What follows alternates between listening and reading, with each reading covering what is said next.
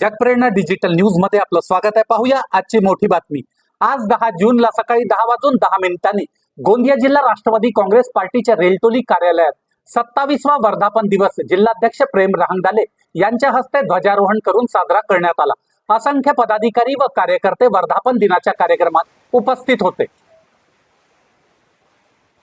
आज राष्ट्रवादी काँग्रेस पार्टीचा 27वा वर्धापन दिन उत्साहात साजरा केलाय, काय सांगाल?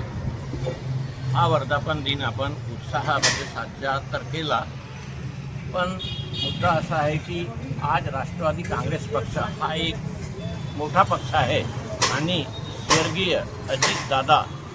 यांना श्रद्धांजली आणि त्यांच्या निधनामुळे आमची फार मोठी पक्षाची हानी झाली, पण त्यांना श्रद्धासुमन म्हणून आपण अर्पित करतो आणि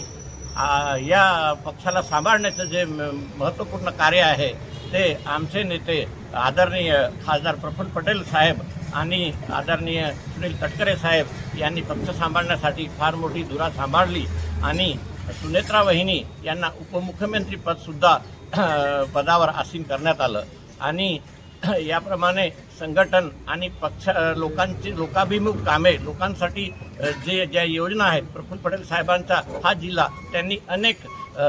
ते मग सिंचन प्रकल्प असो उद्योग प्रकल्प असो अनेक मोठी कामे या भागासाठी केली आणि नुकताच आता आमचे माजी आमदार जे 12 वर्ष विधान परिषदेचे सदस्य होते राजेंद्र जैन साहेब त्यांना राज्यसभेचे खासदार म्हणून नियुक्ती करण्यात पक्षातर्फे नियुक्ती करण्यात आलेली आहे। म्हणून पक्षाचे सगळे वरिष्ठ जे नेते आहेत त्यांचं मी गोंदिया जिल्हाध्यक्ष नात्याने प्रेमकुमार रहांगडाले आभार मानतो आणि जैन साहेबांचं राजेंद्र जैन साहेबांचं अभिनंदन करतो। त्यांना संघटनेचा आणि प्रशासनाचा आणि त्या निष्ठावंत म्हणून एक ते व्यक्ती आहेत ज्यांचं व्यक्तिमत्व आज पूर्ण विदर्भामध्ये याचा आपल्याला त्यांना राज्यसभाचे सदस्य बनविण्याचा